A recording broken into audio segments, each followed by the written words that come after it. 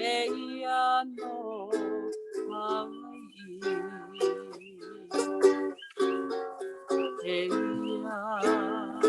Eia no Hawai'i.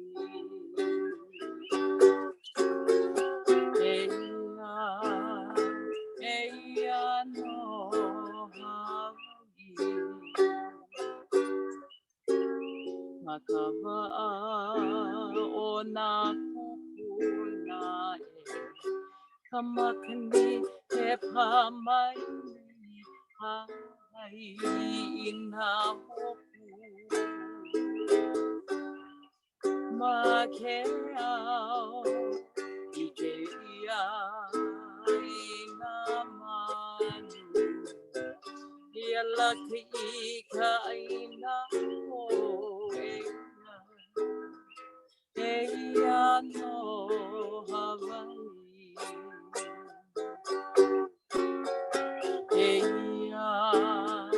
Eia no Hawai'i.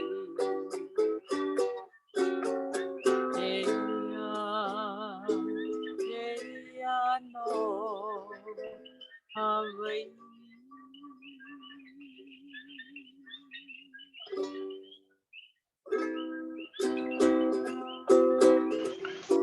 Okay. Hi, everyone. Thanks, Auntie Fawn. I'm going to introduce you all. Hello, everyone. Thank you so much for joining. My name is Vincent Kimura. I'm the co-host tonight for our 21st Music and Speaker Series.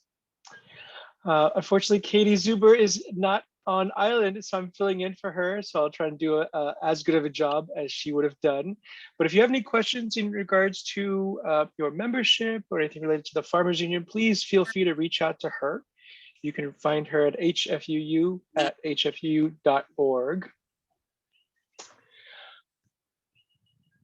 So tonight we've got the incredible Mikala Minn of Hana Maui. Mikala is the farm program manager of community farm Mahele Farm, as well as past president of the HFUU Hana Chapter. So thank you so much, Mikala, for joining us tonight to share in your farming experience on East Maui. And as you graciously entered in and heard the amazing and talented Fawn, Helekahi-Burns, Fawn also resides in Hana with her family and is a vendor at the weekly Hana Farmers Market. Thank you, Fawn, for all that you do for the community as well. If you have any questions, please feel free to post it in chat. Please post it to everyone. And you can find me as the host. If you have any specific issues, technically wise, you can message me. We will have a Q&A portion at the end of the evening once the discussion's done. Otherwise, I'm going to introduce Vincent Mina, who's the president of the Hawaii Farmers Union United. Thanks, Vincent. Aloha, everyone. And beautiful music, Fawn. Thank you so much.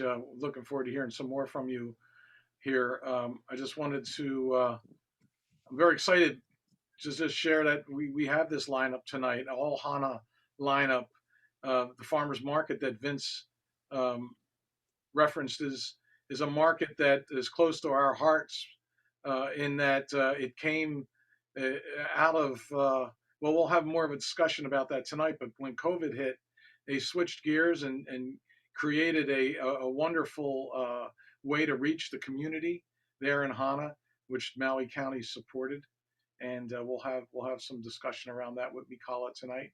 But I just wanted to welcome everybody, and we can hear some more music from Fawn here and enjoy this beautiful Hawaiian evening setting that she has here behind her.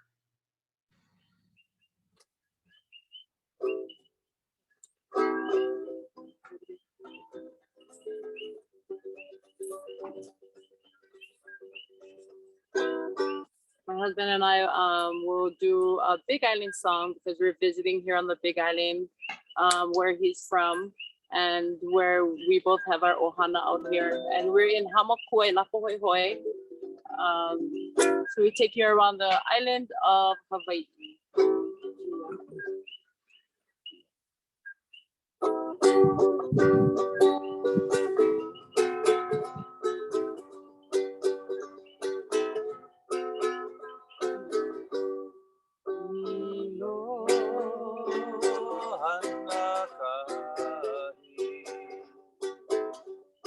Ika ua kanile hua.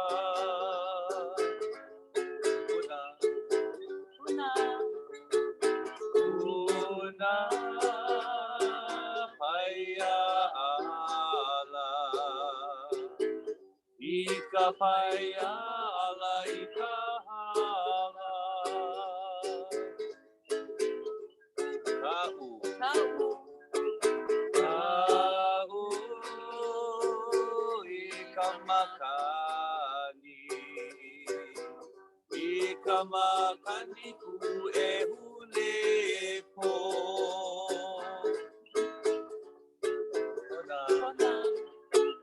Kona ike kai ma oki oki. Kawai hai. Kawai hai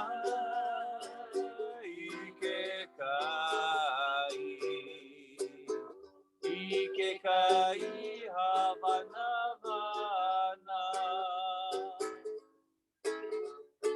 Wai mea. Wai mea ika ua. Ika ua ki pu'upu.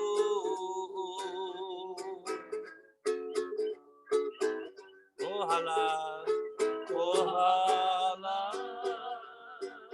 ika makani. Ika makani apa apa. Hamakua, hamakua,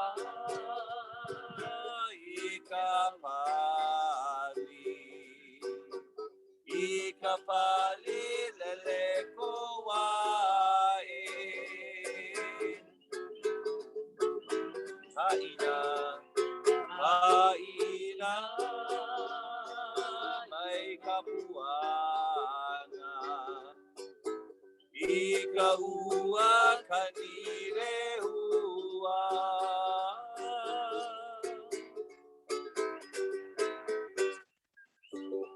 Eo moku o ke awe, mahalo nui pele na stime.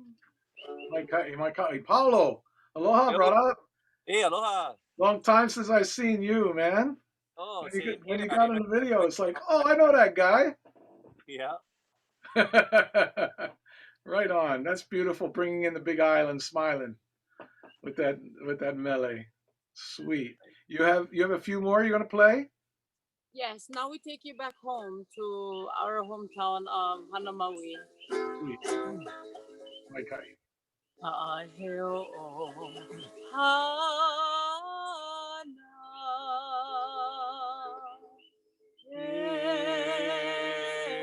Heo kuhuka wiki.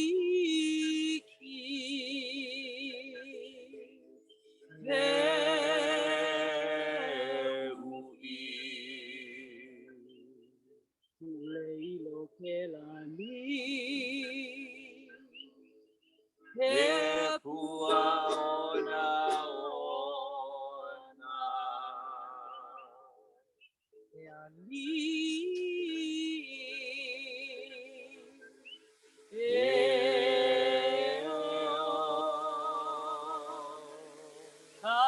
Ka'ahumano.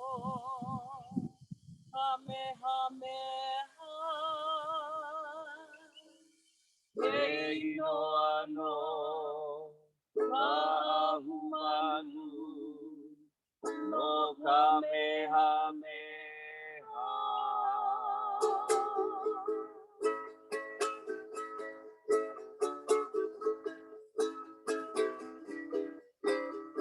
Hawai'i kalai ohana ke aloha. Hahe ohana la, hahe ohana la.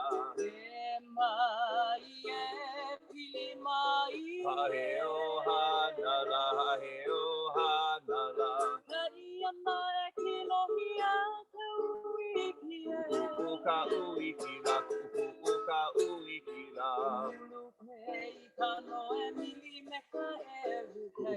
ka uikila ka uikila Hawai'i Kala'i Ohana Ke aloha Ahe ohana la ahe ohana la E mai e pili mai Ahe ohana la ahe ohana la Haia na e kilohia ka uiki e ka uikila ka uikila Ulupe I kano e mili me ka e lupe ka uikila ka uikila Ala I kalo ke mapunu iana Kuleilo ke la nila kuleilo ke la nila Hale hive hiva le honi ke kino Kuleilo ke la nila kuleilo ke la nila E nani ai ka malu o ke hili He ali ila he ali ila Hali aloha I ke au kahiko He ali ila he ali ila Una ia mai pohina ole Eia e ala eia e ala Helekahi Ohana Ke aloha Eia e ala eia e ala Ia na kilohia ka uiki Pei kano e mili me ka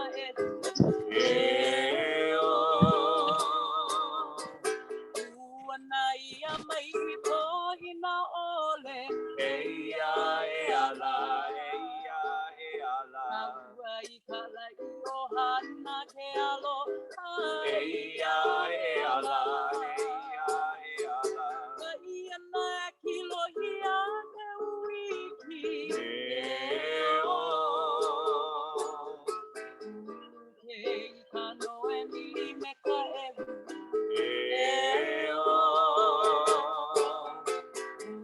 Pei kano e mili me ka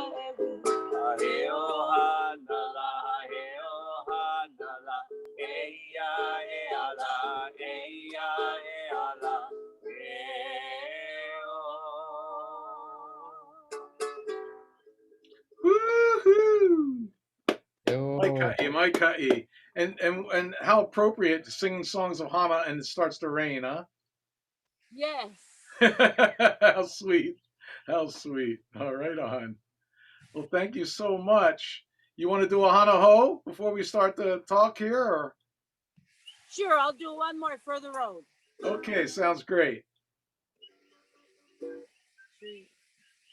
We had a hula dancer, but she would be dancing outside the tent. Oh, yeah, poor Yeah, team. so next time we'll get her to be able to come out. But one more for the road. Mahalo nui, and I support farming and working our aina, and I'm very happy that there is this group where farmers can be better farmers by sharing all of their information.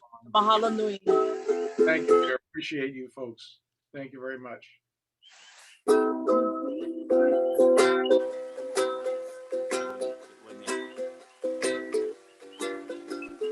Yesu no ke ala, Yesu no ke ola, no nana me apa. Yesu no ka oia I o, Yesu no ke ala ka I no nana me apa. Hili na I mau, no nana me apa. Hili mau me Yesu, no nana me apa. Yesu no ke ala, Yesu no ke ola, no nana me apa. Yesu no ka oia I o, Yesu no ke ala ka I no nana me apa. Hili na I mau, no nana me apa. Hili mau me Yesu, no nana me apa. Hili mau me Yesu, no nana me apa. Hili mau me Yesu, no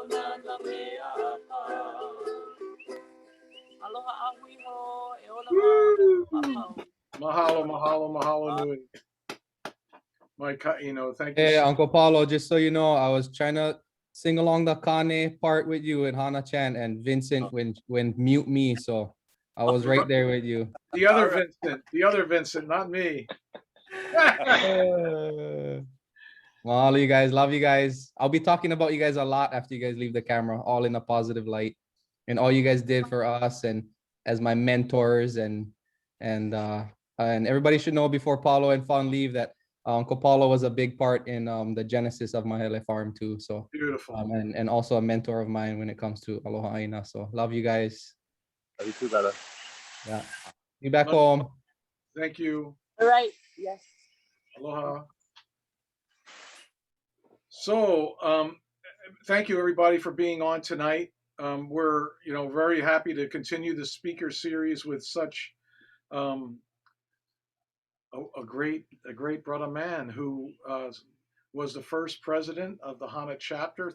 It's because of Mikala that we have a Hana chapter, and so I'm really happy that got you on camera tonight there in beautiful downtown Hana, and so let's talk about the work you're doing there, brother. You started in 2010 as a partnership with Kahanu Gardens, and also the youth risk program.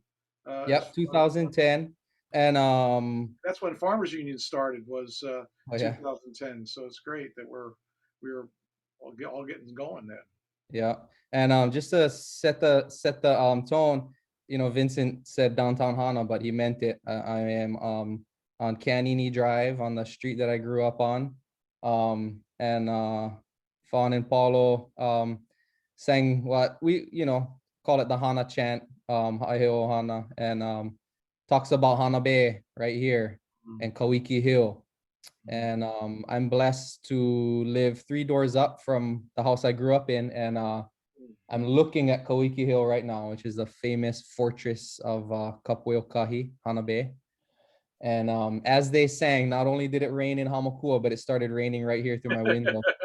Sweet. So beautiful, and just so so nice to see them. And Katie sent me this invitation, and I saw these names that you guys have been bringing in, all these ringers. I'm like, shit, I don't know if I even belong in this speaker series. Hey, these people have all kind of like DRs and all these different letters after their names, and I don't have any of that. So that's okay. I don't humbled.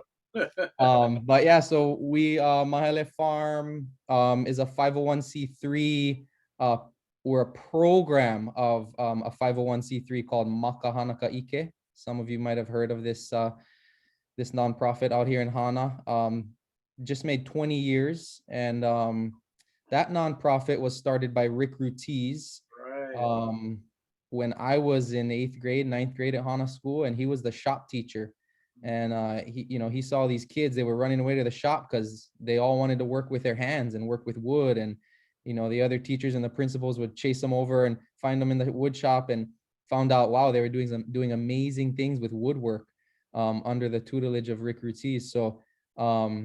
So yeah, he started this grassroots nonprofit called Makahanaka Ike, and got these kids who really didn't want to be in four walls in a closed door. They wanted to learn with their hands, and he got them building. First it was small stuff, doing different crafts and stuff like that, but eventually evolved into looking for a need in the Hana community, which was housing, specifically for multi-generational families. You got 7, 8, 9, 10, 11, 12, 3, 4 generations living under one tin roof. And so they started specializing in kupuna cottages. So since what was that? So since about 2099, they've done over 45, I think. We've done over 45 kupuna cottages in Hana, handicap accessible, 1-bedroom kind of studio things. So that's the original nonprofit, still going strong in Hana School. So Makahana is headquartered in Hana School. 2010, my brother-in-law Kamawe Iona was the director of Kahanu Garden, National Tropical Botanical Garden. And they were gifted some land down there, agricultural land, and the trustees of Kahanu Garden wanted to stay in ag. So they decided to start my brother-in-law and Rick Ruiz decided to try out a community farm. And when I mentioned Uncle Paulo Burns, he was the high school ag teacher at Hana School at the time. So he, my brother-in-law, and Rick Ruiz are kind of the brainchild of Mahele Farm. So Paulo, and I always try to recognize him when this comes up, because he was a big supporter of starting the community farm. And to this day, he's, we have 2 school gardens in Hana School, and he's a big supporter. He now teaches Kula Kaiapuni, Hawaiian immersion, and his class is one of my main classes in the garden in the Mala'ai.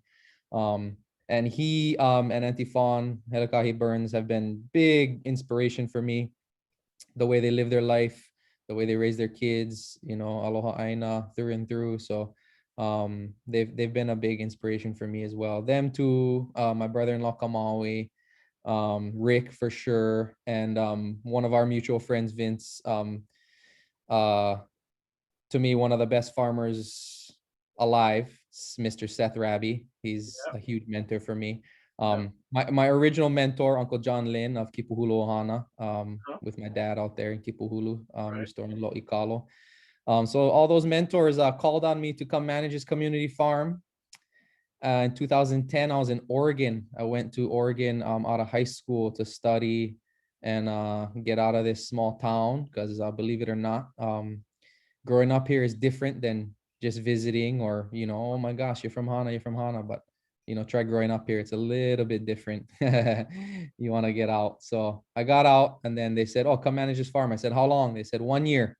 That was 10 years ago. So, just fell in love with what we were doing, what we were trying to do, which was build community around growing food, keeping that circle tight, learning from our past to create our future. That's our mission, learning from our past to create our future. So from the beginning, we brought our kupuna down to Mahele Farm, those that had blood ties to the land and those that didn't, and just tried to pick their brain about, how Hawaiians and Hana survived, post-plantation days, basically. Right.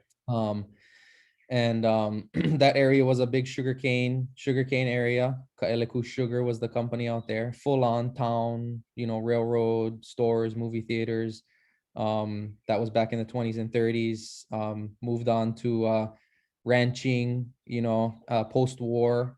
And then 80s, 70s, 80s turned into flower farm. A lot of Americans moved to Hana, bought up land that was subdivided agricultural land and started flower farming. So, dozens and dozens of flower farms in that area.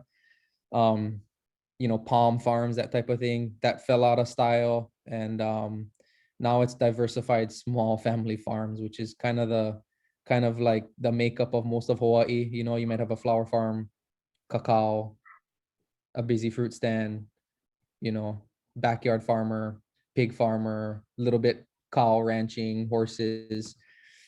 There's everything out there now where we are. And so Mahele Farm, our model is community. So getting kupuna, getting volunteers down to the farm, working the land, basically in exchange for food. And then school. So we're headquartered at the school with Makahana Ka'ike. And our model is to basically use the school as a feeder program to kind of engage kids. And when they get into high school, they get into natural resources classes, they get into ag classes, and we're available at school. We're visible, we're doing things, we're engaging kids. And then we provide opportunities for paid internships. So that's a big part of our model, and what has sustained us, besides our really dedicated volunteers over the years, is our paid internships. We call it an apprenticeship internship. they kind of mean the same thing to me. It's kids that are essentially work study. So we're doing hands-on learning, which is the Makahana model. So they come in, no experience required. The only criteria is that you're a Hana kid. And during high school years, you can work during summer break and school breaks and stuff. And then once you graduate, our new model is creating a 10-month internship, similar to Kupu, if anyone's familiar with that. So kind of a short-term internship. Our idea was kind of get, two growing seasons in, so they can see a harvest, they can see a few harvests of annual vegetables, and they can see 1 or 2 harvests of kalo, sweet potato, cassava, some tree crops, and then teach them small machinery operation and maintenance. And then our natural farming model, which is surrounded around, was created essentially by Seth, Rabbi, myself, and Kamawi. We call it natural farming, but it's what Seth would always say was, we're just trying to copy nature, that's all. So we incorporate Korean natural farming, which Seth was certified in. I'm not, but learn hands-on from him. And so we utilize Korean natural farming extensively, both making IMOs and making the liquid preparations by the book as much as we can, because that has been successful for us. Our compost program is very vigorous, and we're growing 90 to 100 different types of annual vegetables a year. In the long season, we're growing tomatoes and corn and beans and squash and all that. And throughout the year, short season and long season, we're growing Asian head cabbages. We're growing tons of lettuce, beautiful lettuce, carrots, beets, daikon, long beans, eggplant, all kinds of things, lots of flowers and beneficials. And our annual kind of vegetable production is very diverse. We don't monocrop anything. Every bed is utilized multiple times. Somewhat of a no-till system. We do use a spader on the back of a tractor, which is less intrusive than a tiller.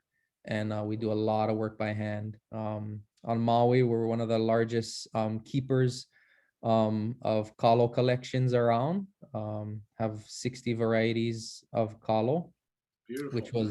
which is near and dear to my heart, and was as well to our former manager Seth, keeping the rare native varieties of Kalo going. And most recently, really exciting news in our evolution of Mahele Farm and our goals, which is to grow leaders from within and create career opportunities. We were able to promote a new manager at Mahele Farm. I actually stepped aside as the day-to-day manager to make room for one of our apprentices to step in and manage the day-to-day operations. That includes managing apprentices. And his name is Kamanu Lin. Vince, you're familiar with Kamanu. Oh, so that's great. He came to Mahele Farm as a high schooler, tried his luck in America, found love, came back, married a Hana girl. And then he actually, he went over to our third program, the third leg of our stool of our nonprofit Makahana Ka'ike, which is Malama Haloa, which means to take care of Haloa. So it's actually a culturally based Kalo focused program, which is in Hana school. So we have been allowed to adopt and take care of Lo'i Kalo in Wailua Nui Valley. Oh, beautiful. Yeah, about 40 minutes north of Hana. That's where I used to work with Uncle Harry Mitchell. Yeah, exactly. So not to be confused with Ke'anai. Wailua Nui is the valley on the Hana side. Right. And so we are in partnership with Namoku and Uncle Eddie went. Oh, and good. So we have adopted patches there. That's been about 6 years now. So that's in production. And then we have Kalo very big, 100-foot beds about a dozen of them on Hana School campus that we use. And the program is centered around cultural uses of Kalo. So the founder of that program, Viliami Tukuafu, kind of helped to revive the art of creating and making by hand pohaku ku'iai and also the papa, so the boards that you pound the poi on. Right. So I don't know the numbers to be exact, but to date they've made hundreds of boards and hundreds of stones, and have hosted workshops at Hana School to involve families to make their own boards and stones. So they've disseminated literally dozens and dozens of boards and stones in Hana families, and really revived the art of pounding poi by hand in Hana, and also make Kalo available to the Hana community so people can make their own poi. So Kamanu was actually the manager of Malama Haloa for a couple years. You know, we had sparked his interest in Haloa when he was at Mahele Farm, and then it grew. His fire burned larger and hotter while at Malama Haloa. And then now he's back at Mahele Farm, where he's just doing amazing things. And he's one of those young leaders that, you know, we tried to foster his growth from the beginning. We saw it in him that he had that confidence to lead others. You know, he's not the kind of guy that stands in the back. Right. He's out in front, you know, very proud of his heritage, you know, 4th generation Hawaiian farmer out here. And so we're really proud. We're really happy for him to be leading the charge at Mahele. And now I'm farm program manager. It's a little bit confusing, but so I'm looking at the big picture a little bit more, you know, get to clear more land, get to work on machines, and then he and I do all the planning and preparations for the apprentices. I still manage the community volunteers and the distribution of all the harvests. So you want me to go a little bit further, or you got a little? Yeah, man, this is great. I mean, I'm just. So prior to COVID, we did 2 volunteer days a week where community permanent Hana residents. So one reason I don't show pictures on my farm is because and I'm not trying to boast, but when I show pictures, people want to come there. And unless you're invited by me personally, only Hana people can volunteer at our community farm. And it's no offense to anybody else. There's great people everywhere, but our community farm is for our community. And that's the point, right? I'm not gonna go to New York City community farm and work their community farm. That's for them. That food is there. The idea is keep your circle small and feed everybody around you. And then if you have surplus and extra, then create a little bit of a bigger circle, you know, and then you got more, maybe a bigger circle. But none of our food leaves Hana at all. It all stays in Hana. Last year, we produced and harvested 26,000 pounds of vegetables. Ooh. That was a record for us. The year before was 24,000. So we're making increments of thousands pounds. We're growing food, you know, for a lot of people. What's really beautiful hearing that, Mikala, is that you're in growing the farm, in growing the production, you're doing it regeneratively, in a sense that you're not depleting the land, and the land is gracing you with the abundance of more. You know, it's just a really wonderful thing. I wanted to touch on, in that production, you know, leadership that you've taken with Scott Crawford in the Hana community to deal with the rat lungworm. And you know, that was a big issue. It started on Big Island, and then seemed like it started rearing its head in Hana. Could you share with folks this kind of work that you did to educate farmers there in Hana as to you know, the maintenance of their farm, to be able to look out for, and how you approach that to deal with that? Because that was really a beautiful program. That, you know, you talk about getting in the trenches. That to me is getting in the trenches and really, you know, doing some substantive community work. So please, can you elaborate on that? Yeah, that was well, it continues to be Right. important. And yeah, man, some nasty work, you know. I mean, it was like, you know, we kind of were caught off guard a little bit. Let's see, it's got to be 5 years now, maybe a little more. we had been noticing the Parmarian semi-slug, I think endemic to Malaysia, at our farm at least a year, maybe a year and a half before DOA kind of sounded the alarm on it, and MISC sounded the alarm on it. We had asked around about it, and no one seemed too concerned, even though there were already cases on the Big Island of people contracting rat lungworm disease.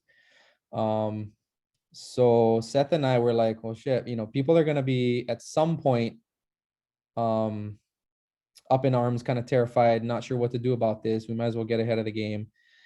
You know, we're sharing food in the community. We're seeing these slugs in the banana patch, in the vegetable garden. We're like, okay, what's going on here? We got DOH out there, confirmed the identity of the Parmarian semi-slug. We're able to do some lab tests on specimens from our farm, which I'm not afraid. You know, a lot of people are like, oh, I don't have it. I don't have the slug, or I don't want to share any information, you know, especially businesses, because they were afraid that they were going to lose business. But in our, you know, at the moment we were like, well, you know, we gotta grab this thing by the horns. Otherwise, you know, it's just going to blow up. So we were one of the first farms out here to openly kind of like advertise, yeah, we have this slug, so do you, and let's take care of it now, or let's try to mitigate this risk, so that it doesn't become a huge problem. And you know, we got some help from DOH, Lauren Pang, Dr. Pang, and from Department of Ag as well. And we sent in our specimens and confirmed that the parasite was present in our specimens. So that was scary. So we started a campaign on our farm with our youth apprentices with rubber gloves on, and we went head on and started hand collecting and what do you say, euthanizing semi-slugs by the hundreds and thousands. The population out, right? Yeah, we were just like, Seth and I were like, let's see if, you know, it's a 10-acre farm, you know, we could probably have about 3,000 banana trees, but if we do it every Monday for 6 months, let's see how many we can kill, you know. Right. And I think we stopped counting around 7,000 or something like that. We were just like collecting tons of them. Immediately saw the population drop. And that's when we, you know, as the small Hana chapter back then was just getting started, and we're like, rat lung comes, we're like, oh shit, what do we do? And Scott and I, Scott being the astute man he was, still continues to be, and at the time secretary, Hana chapter, he's like, let's try to get some funding to do some educational outreach. And by that point, there had already been a couple cases in Hana. And so people were starting to freak out big time. I mean, completely vowing to never eat a vegetable ever again, right? And so we're like, okay, well, there's a little self-interest there. We're like, no, we want people to eat fresh vegetables. We are a 501c3. We need to prove a need in the community. People want to eat fresh vegetables, or, you know, we're gonna like not be able to get funding. And so it's like, we need to, let's go out, do some outreach education. And you know, it's interesting, you know, at that time, we're like, we didn't know a lot. And so we were pretty scared. Reminds me a lot of COVID right now, you know, beginning, not knowing a lot. Everyone's terrified. Yep. But knowledge is power. And the more you learn, the more you know, the more you know, the more you know, right? So, you know, started learning about their breeding habits, their movements, their preferred crops, and learning how to mitigate using integrated pest management control, and you know, so using organic slug bait, keeping sensitive areas where they love to be super clean, keeping areas like water catchment tanks and sinks and stuff like that sanitized before and after use. And just adding a little bit of effort to the game, you know, that's all it took. Right. That's right. And then, you know, Scott and I, you know, got a little bit of money to go out and do some outreach education at other farms. And so that was like some really serious work where we were going out to farms around Hana, doing a site check. People didn't even know what they'd look like. We were finding them everywhere. People like, no, I don't have the semi-slug. Turn over one pot, there it is, you know. I mean, everywhere. Right. From the Hiku to Kipahulu, they were everywhere, right in Well, the Hana rainy Chant, areas, right? They in people's pig pens and dog kennels and cat food bowls, and right in downtown on stone walls and just right under people's noses. And it came down to educating people, one, about like washing their food, but then at the same time, like, because that was one of the main vectors at the time. But then okay, your kids in the yard at 5:30 in the evening, everything these going in the slugs are mainly nocturnal.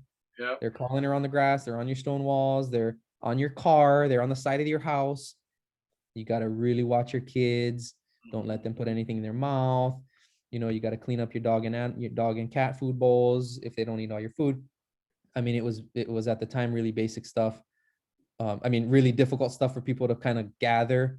Now it's become pretty basic. At that time, I think Hana had 6 cases, and we flatlined. We haven't had any cases. The slugs are still here, right? They're still here. But we have any cases. COVID's still here. But no cases because people are smarter, more knowledgeable, more aware, and so that was a battle. We still have them. The first thing DOA told us and Miss told us is like the fire ant, you're never going to get rid of it. It's reached they have a technical term for it. The population has reached a size that is uneradicable, or whatever, you can't eradicate it anymore. They're there forever. Now we just gotta deal with it. They're becoming acclimated to the climate. They're gonna have their seasons, and we just gotta so that was a battle. Right, that's the cruel joke of agriculture here in Hawaii, and as if we don't have it hard enough and challenging enough to make a living at agriculture. You throw in the fire ant, you throw in the rat lungworm, the semi slug, and all the different challenges that we have, and now coffee leaf rust, and I can just go right down the list.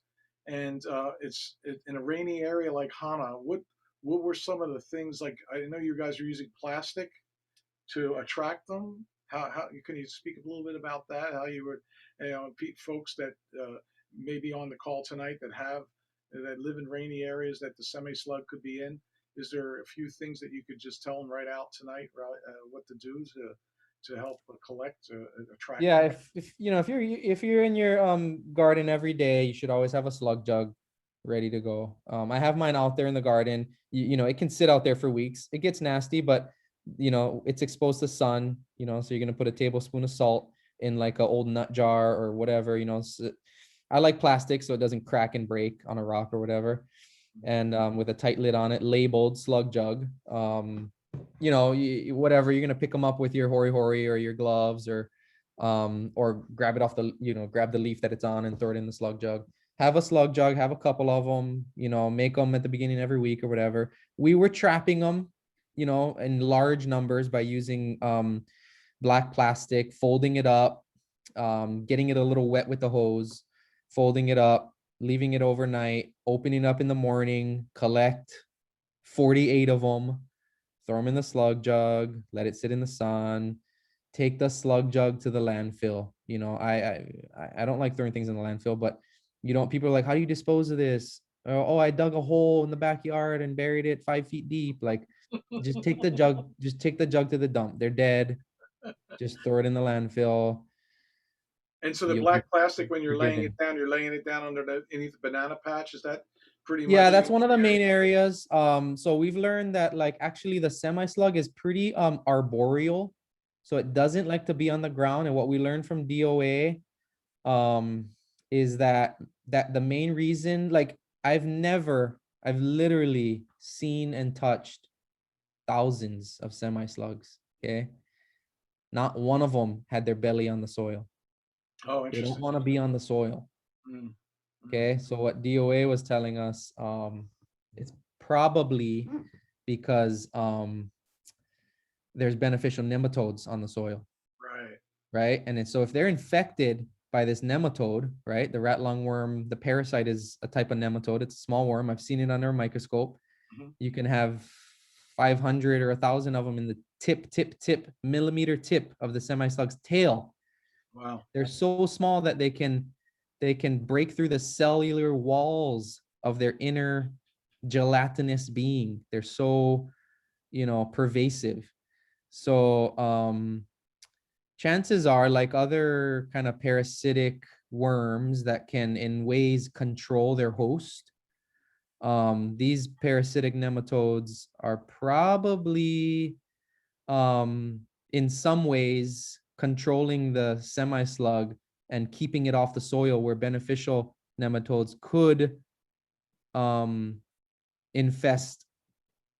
If they want to feast on these other parasites, they could infest the body of the semi-slug and do so. So like the Cuban slug, the banana slug, all these garden slugs, the African snails, all the other little snails, you see them all over the soil all the time, right?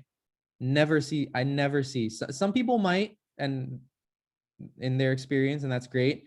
But in our farm, I never see the semi-slug on the ground. It's always either on a vegetable, like on a collard green or on a head cabbage, up on an eggplant, but it's mainly in the taro, both the cultivated taro, the wild taros, in the banana patch, up in papaya trees. Wow. And then in stone walls. Yeah, stone walls is going to be one of the main vectors. I think moist, cool, moist areas. Yeah, right. And in the banana and the taro, you're looking at the mawai. The mawai is the opening of the leaf sheath, where the older leaves are starting to fall off, and you get that where the leaf sheath meets the stalk. Yep. And you get that water pooling up in there. That's where the semi-slugs, especially, that's where they lay their eggs. So that's a good place to find them.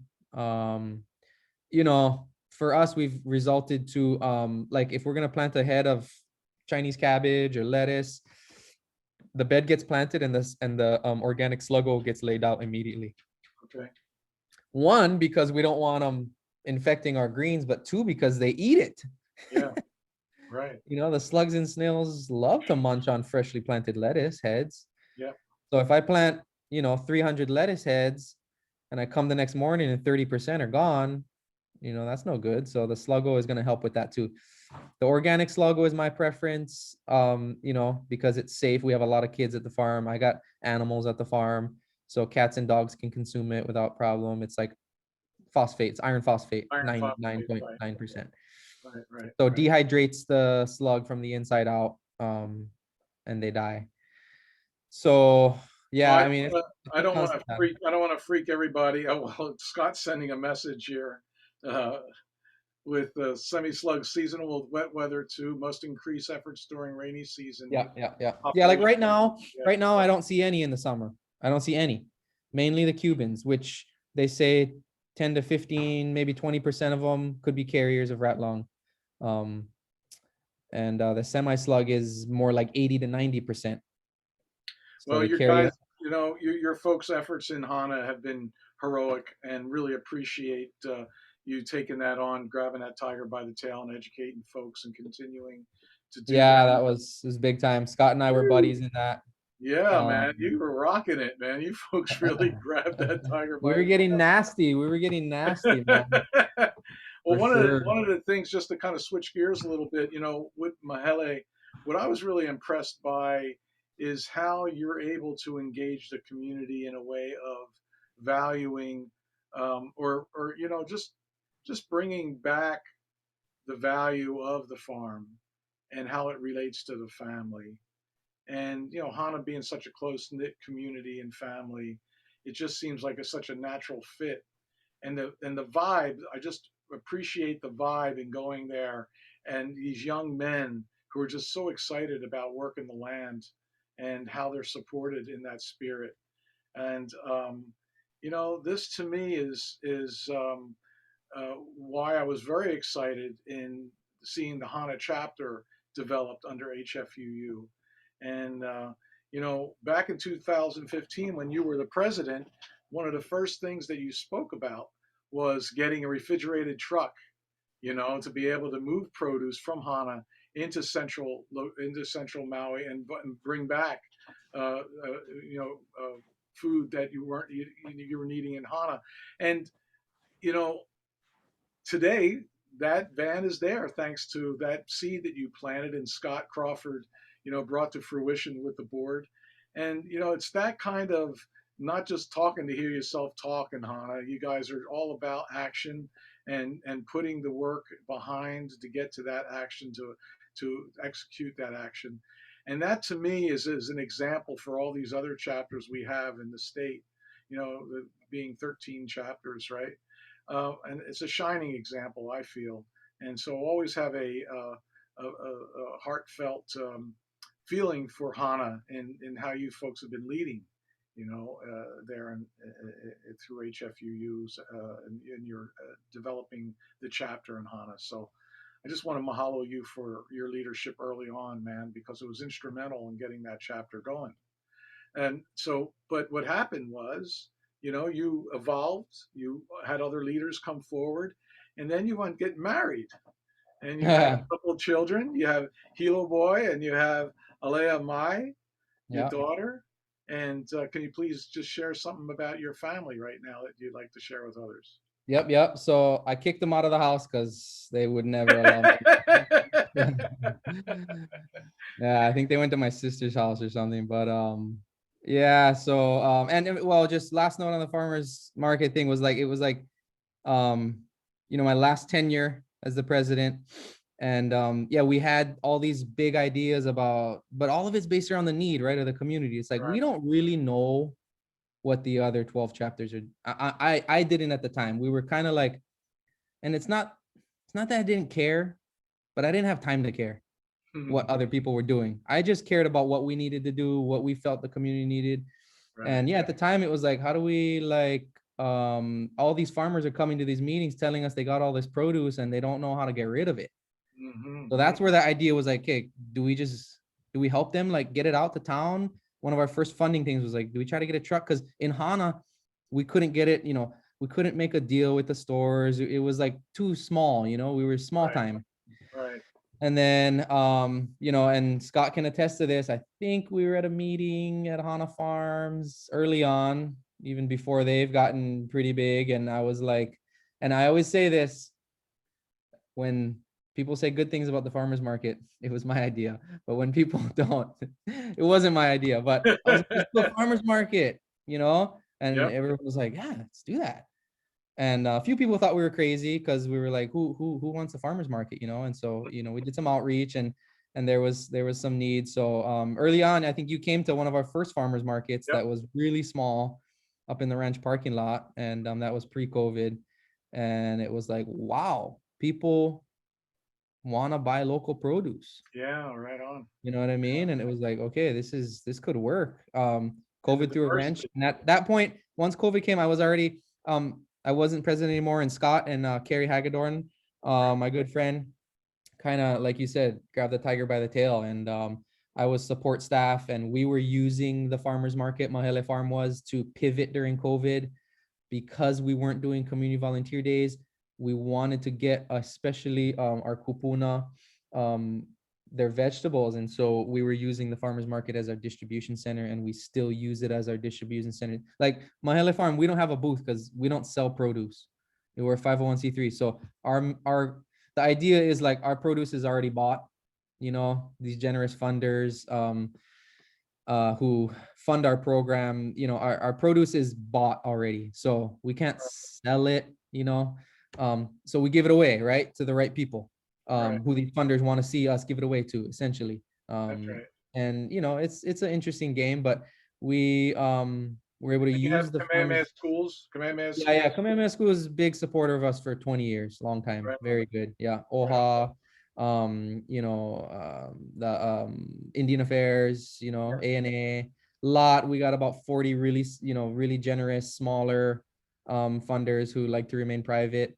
But we got a lot of supporters, and it's just like we needed to get the food out, so we used the farmers market. Hotel Hana was in transition of being bought and sold to the Hyatt, but in the meantime they let us use their walk-in fridge for distribution. And I really commend Scott and Carrie, especially for and the board of HFUU, Matthew at the time, now Robert, just thinking on their toes and kind of leaning on the community. And you know, when the goal is to like get local produce to people, you know, people come up with ideas and find ways to make it happen. So, That's you really know, cool. I mean, you know, you'll see next week, like, you know, the farmers market has gone from nothing to something.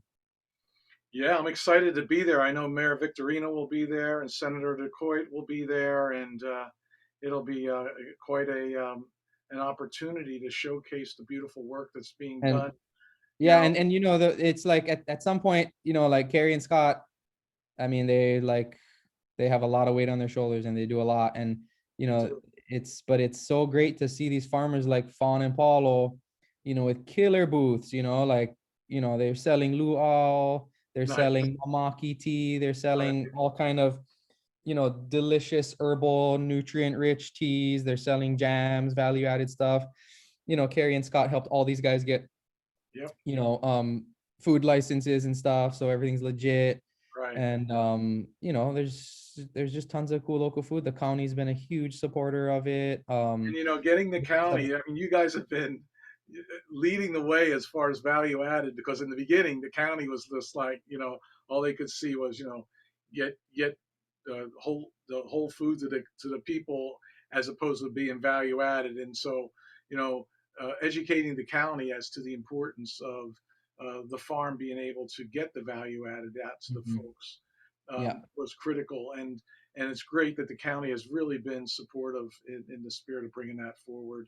Yeah. And Well, especially since, you know, value added is crucial out here because HFUU doesn't have a refrigerator to our name. right, We use the hotels. Now we use Hana Ranch.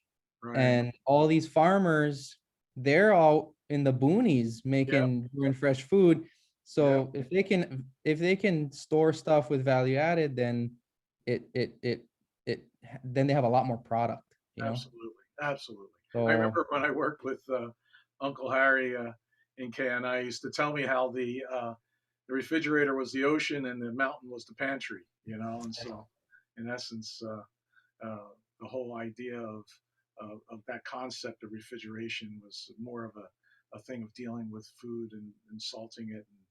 And, yeah, well, yeah, it's a different time though. Yeah, I mean, we're different spoiled time, now.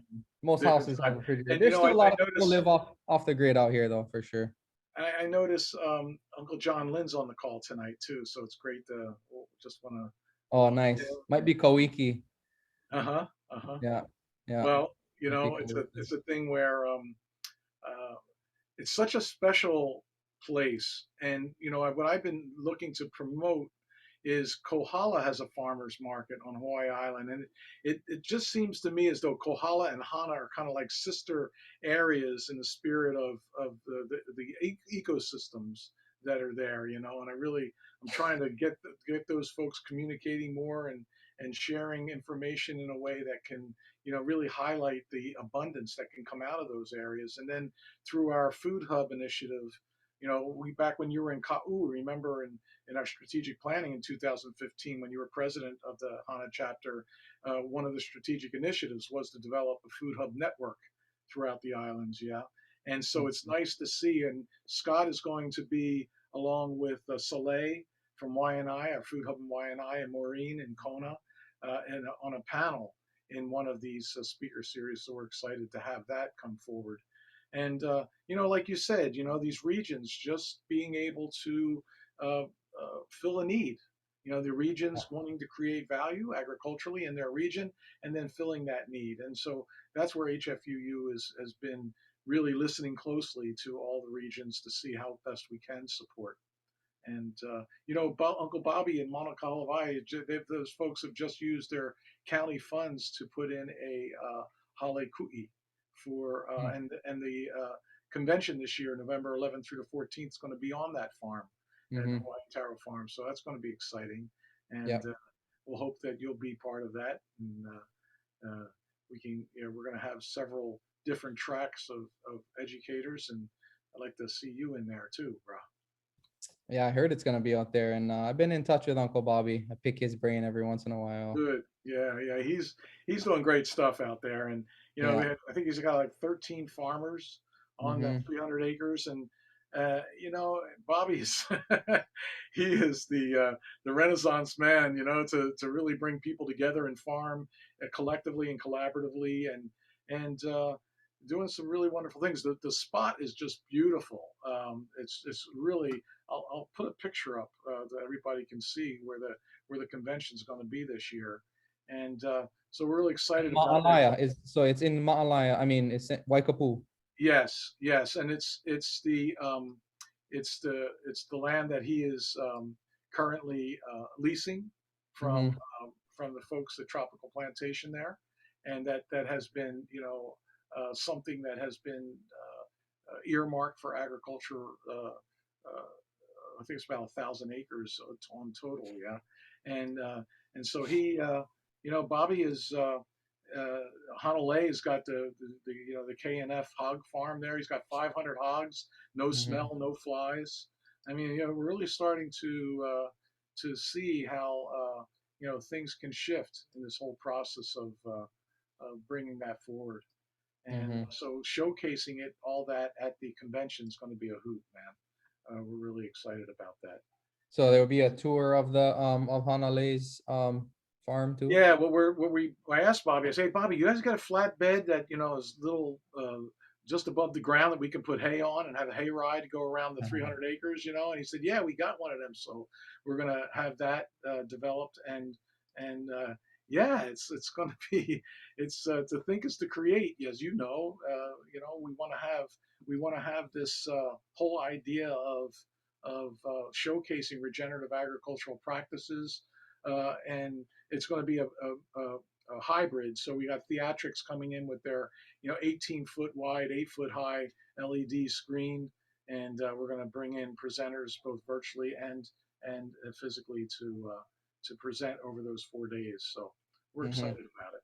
Yeah, yeah, and so Hana, you know, let's get back to Hana here. This is what would you like to share about, you know, not only the work that's being done at Mahele, but how that's all interconnected with the community regarding the farmers market? And I mean, we've kind of touched on all that, but you know, what are your visions for evolving forward as to how you see this all coming forward, especially coming out of COVID? Eventually, getting old already, Vince. So I would like to I try my hand at resemble that remark. I want to try my hand at entrepreneurship, like you did, and Uh-huh. Uh-huh. so that's kind of in the works. Be careful what you ask for. Yeah, exactly. But no, it's something that that's important to me because I want my kids, like I was talking about, envying and respecting and admiring, the way Uncle Paulo and Auntie Fawn, raised their kids on the land and taught them the value of hard work and all that. And that to me is very important for my kids too. And not gonna have them out here playing video games, bro. They're gonna be Right on. working the hose, so as much as I can make them, but so trying to figure out that. But as far as the greater community and farming, I mean, at this point, bro, I'm getting left behind. I mean, people are doing amazing things out here, that like, it's pretty cool. I mean, and people are creating, I think also COVID caused a lot of it too. I think we can thank it for some of the like pressure it put on people to kind of reinvent themselves and their operations. And Yes. I think HFUU in the farmers market kind of was a good has been and will continue to be something that farmers can lean on and utilize. And at the same time, I think these farmers realize, like, through this kind of streamlined effort of HFUU in the farmers market to get everyone in the same place and then get all the community members there buying all their stuff, and really appreciating and not taking for granted anymore the fact that we can grow all this food out here. Like, these farmers are like, wow, people want fresh food. I mean, People want it. And these people farmers around are the state want it. And I was just on a call today with the institutional buying of food, you know, trying to work that out to get into the schools. And one of the things that's being spoken about is Young Brothers wants a 5% increase. And we're trying to say, hey, you know, you want your increase, but don't put it on food.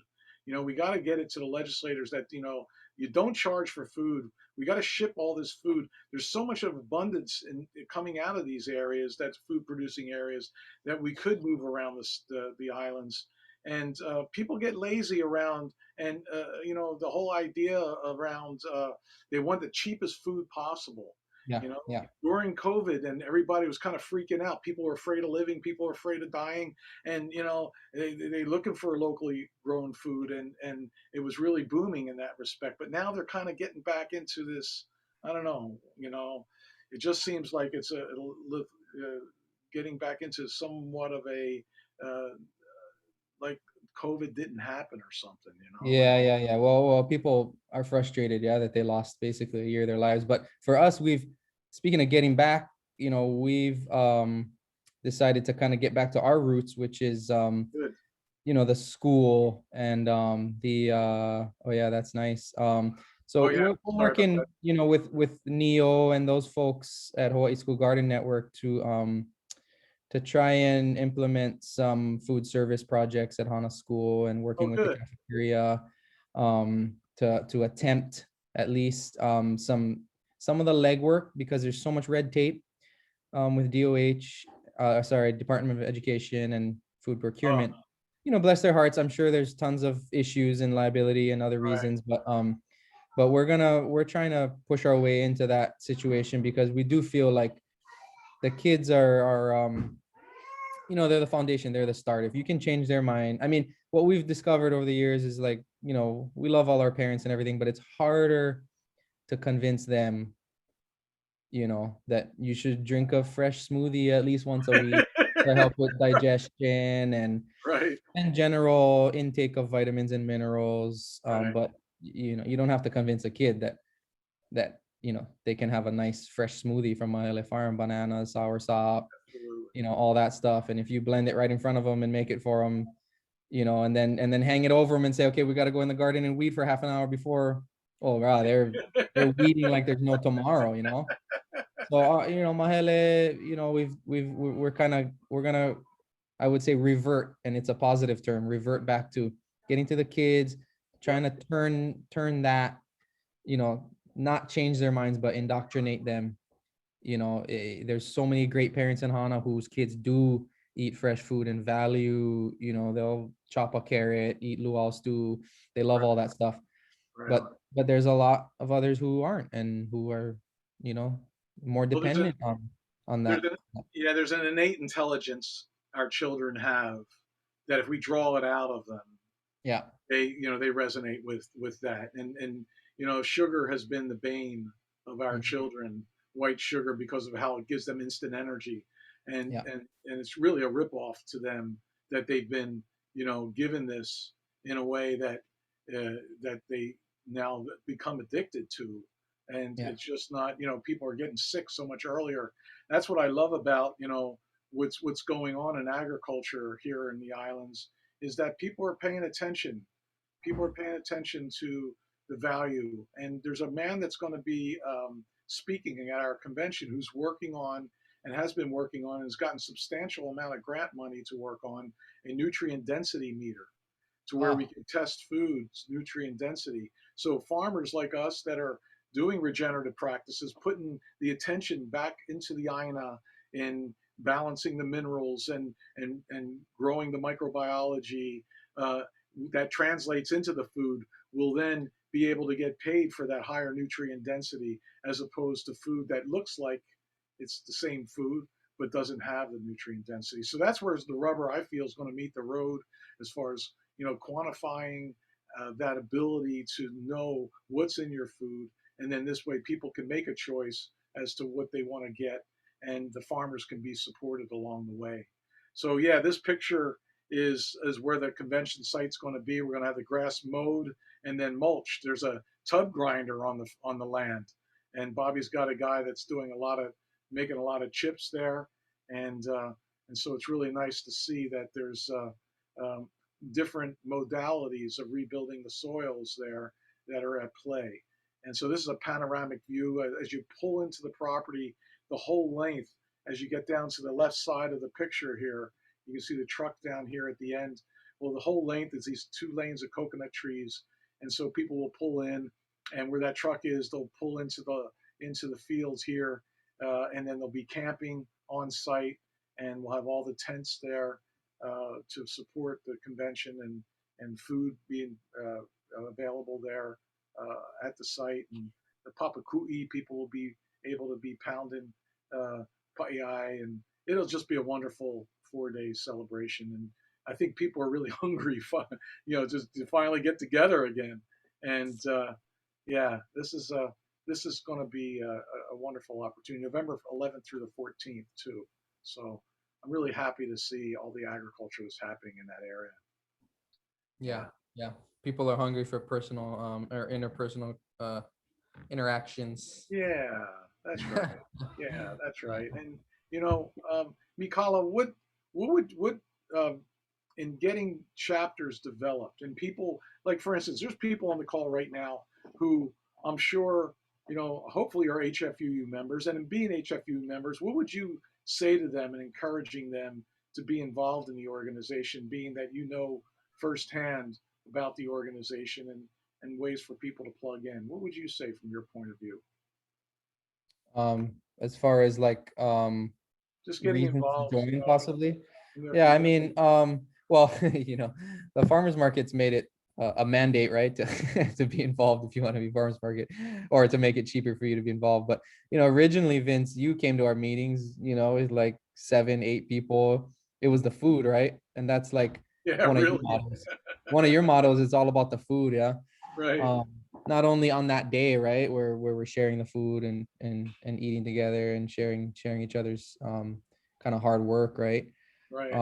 But yeah, I mean, I think it's just a community of like-minded people from every race and creed that Hawaii has to offer. I think that for me, it was just kind of a sense of like, because I didn't really know you at the time either.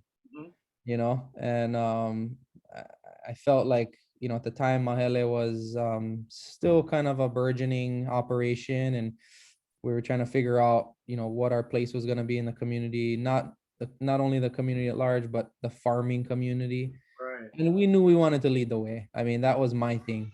And, so for other people, that might not be for most people. Where like, I to be honest, I saw kind of how people were farming and what they were growing and their methods, and I was like, you guys are doing this wrong.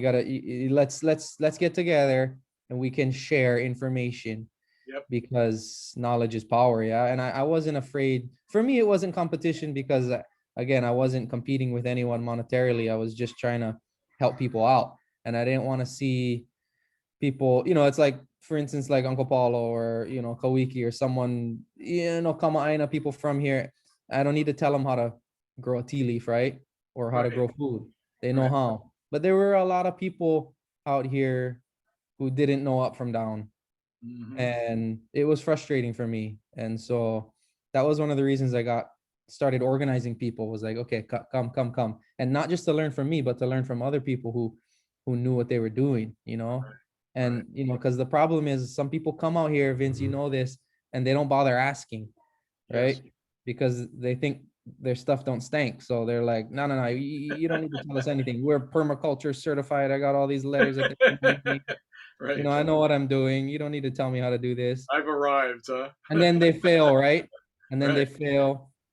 And then they come and they're like, oh man, how do you, I had people driving through our gate multiple times a week trying to understand, like, what tropical agriculture is, right? Because it's different than growing in a temperate climate. And people think it's easy. You just throw the thing on the ground and it sprouts. Well, not so easy.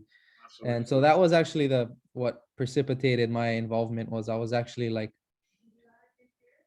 trying to, somewhat save people from themselves. Like, like, you're out here. I don't have anything to say about that. I can't stop you from being out here, but I can at least help you kind of like be part of this community in a good way, and not be out on this rock standing by yourself looking like a dummy because you think you know it all and you don't. I mean, I'm sorry to say it. There's just tons of people like that out here, and there's Right. tons of people like that in all the communities in Hawaii. That's right. Who come out here and they think Hawaii's paradise and they think they can do whatever they want and they think farming's easy. I can do this. I can get 10 acres, 5 acres and just grow tons of food and it's just not easy, I'm and so so happy that we're only on I was fed 2,500 up. I was square fed feet. up, Yeah, right. I said I'm so happy we're only on 2,500 square feet. That's enough to manage. Yeah, man. It's so people who get 5 acres are like, oh, I'm gonna plant 10,000 cacao. It's like, really? Right. Why though? So we have a few minutes left, and I want to make sure people. That was a shout out to Robert, our Hana president. Just a Is little Robert- jab. Is Just a Robert little on? I hope he's jab. on. He is. I see his phone on there. Oh, good. Well, Robert's doing a great job. He's going to come to strategic planning. We're having strategic planning August 4th through the 8th in Kohala at Starseed Ranch, Dash Kerr's farm, and 35-acre farm. That was actually Kenny Loggins built out for Y2K that he never lived on. So Dash and his wife Erica were able to buy it. Mikala, I really appreciated the times we got to spend during strategic planning. Yeah, when we all get together and all the, most of the chapter presidents are producers too. So it really invokes a lot of, like you say, sharing of information and networking connectivity to all the outposts that we have here throughout the islands. And I wanted to open up to any questions anybody has in the remaining minutes we have, or comments that people can put into the chat. So please do that, folks, and I'll keep an eye if anything comes in. But any closing comments, Mikala, that you would like to share with folks?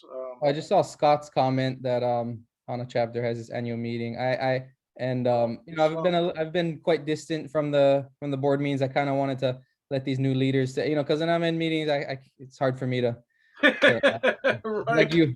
I gotta let people do their thing. So right.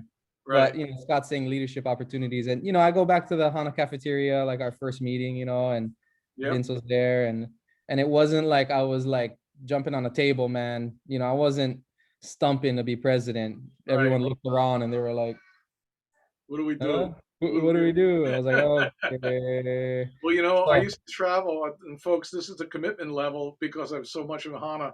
I would travel in after the farm, 2:00 in the afternoon, get to the Hana meeting, spend 2 hours at the Hana meeting, then drive back to Wailuku that night. And I tell you, they were precious times, and I'm so happy that I got to do that all those times. And brought Jordan with me a number of times too. And so it's good stuff, man. Really, really wonderful opportunity in the growth of Hana Chapter. And then COVID hits, and I haven't been to Hana, so I'm really looking forward to next weekend, seeing you folks and being there for the farmers market. Highly recommend folks to help support that market. It's been such a shining star. I mean, having the federal money come in to support the county of Maui, gives us money every month that we're able to earmark towards the market. And that is really special. And like you said, Carrie and Scott just doing really an amazing job in there. And it's bobbing and weaving, trying to get the county to getting all the information to the county so they can pay back, so we can get the money to the farmers and all that. And it's a challenge, folks. We're hitting the ground running. A shout out to Reba O'Day, our treasurer, who is championing making sure that all those bills get paid. Reba came out a couple months ago. She'll be out next week. She'll be out there next week too, if you understand. And Karen Reed will be there. So we got Karen's out here all the time, bro. I just saw her at the airport the other day. Yeah. So we'll have some HFUU folks there next weekend, and we're really excited about it. And as a matter of fact, it's the day of our anniversary is the 23rd of the market. It's the same day, so it makes it that much more special. Irene will be with me, and nice. Yeah, that's right. You told me that. Yeah. And so I wanted to give one more shout out, Vince. I mentioned all my mentors, Uncle John Lin, my dad, Kamaui Iona, Seth Rabi, Uncle Paulo Burns, all these guys that helped start Mahele Farm and inspired me to Aloha Aina. But one I missed when we were talking about Rat Lung, when Scott and I were going through all that, the third musketeer was Mr. John Frostad from Department of Ag. Oh, And wow. Yeah, John. Sure he enough. was just a champion, man. He was Oh, driving out here a couple of days a week to help Scott and I do our site visits. And he was really the one that educated Scott and I beautiful. on Ratlong Great and the guy. behaviors, and Great guy. such a good, generous guy. I mean, I don't think DOE even wanted him to come out, but he was coming out on his own time. Wow. You know, he's a buddy of Scott's, and he did a lot to help us out. Yep. So just wanted to shout out John Frostad, Thank you Department so of Ag. much. He's the one that tries to make sure that invasive species don't come through the Kahului airport there. And Yeah. you know, undermanned, underfunded, understaffed. They're like men and women who are underappreciated in this wild west of tropical growing out here, where people, like I said, come out here, don't know what to do, you know, buy 100 citrus trees from Big Island, bring in fire ants, like, you know, they're that security wall for us. You know, and it's just, I hope people can understand that, like, everyone's actions have effects. Yeah. And so, you know, if you're out in Hana and you need some help finding trees or plants or cuttings, don't order them online. Don't buy them from the Big Island. Love our Big Island family, but we don't need their plant material. We have our own, and we can help you source local material as best we can. Please limit the import of foreign plant material and soil material to Hana, especially. And that's my last words of wisdom. Well, and that's great. That's a great way to end it too. It's important that folks understand the importance of that. That's just essential. Yeah. And you know, Scott put in there the Hana Chapter annual meeting is going to be Thursday, August 12th at the Hana Farms. And Hana Farms has that beautiful bamboo structure that Whispering Winds put up. Yeah. Multiple, yeah, but the main one. Yeah, the main one's beautiful. So that'll be a great one. I don't know if I can make that one. It's Irene's birthday that day. So unless I can get her to come to Hana for her birthday. Oh, and by the way, we're going to the annual meeting. But hey, brother, man, thank you so much. You're not gonna get anything from me, man. You better make sure you take care of that. Yeah, right. But thank you so much. You need us to disinvite you? Right. We can do that. Okay, sounds good. Yeah. But thank you. And right on, yeah, Vince. No problem. Thanks to Fawn and Paulo tonight. Loved the music. That was just so out in the backyard playing the music. Thank you, Fawn and Paulo. Really appreciate you folks. Thanks to Vince Kimura. Yeah, mahalo, Vincent. Katie. You know, Mikala, you want to tell everybody what? Oh yeah, Vince, you want to talk about the mini convention real quick Yeah, folks. So sorry. Real quick, we've got the mini convention coming up in August 7th here. You'll be getting information in the newsletter, email newsletter, as well as on the website. We're really excited. It's going to be up at, as Vince said, up at Starseed Ranch, and we've got a pretty fun day of activities. Again, this is designed for our Big Island Ohana, so you can just drive on over to up the Javi area. So please sign up when you can. The space is very limited, but we'd love to see you there. Another quick announcement is we are planning our Wahoo mini convention, which is the end of August, the 28th. And then if you haven't already heard, we have set our dates for our November convention on Maui too, as Vince was mentioning earlier. So please stay tuned. Thank you for what a great flyer, Vince. First time I've seen the flyer. It looks really good, man. And that's going to be fun. That's going to be on the Saturday. We're going to be there Thursday, Friday, Saturday, Sunday, and doing strategic planning. Then Saturday we have all this line up here, and that's through Vincent's efforts to bring this forward. Mikala, you want to share with everybody when you got involved in HFUU? That you told everybody you were what? Convinced? I was convinced. I was just on the fly, man. I was on the fly.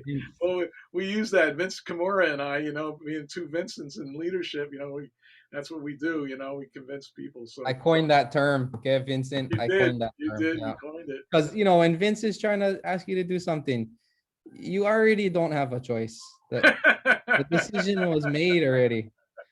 So that's what. I love you, brother. Means. Yeah. Love you and your family, and looking love forward you too. to you. Thank you so much. And again, Fawn and Paulo, thank you so much again for the music. That was very Maikai no. And everybody who was here tonight, appreciate you all. Robert, thank you for being the president of Hana Chapter. Thank you for your leadership in there, and all the Hana Ohana, Mahalo Nui. And Lynn Bear's on. Nice to see you here, Lynn. Great volunteer for HFUU. And we'll talk to you folks later, and we'll see you in Hana hopefully next week. And All Claire, right. Claire Carroll, aloha. Nice to see you on. And you folks take good care. Looking forward to seeing y'all. Aloha. Yeah, aloha.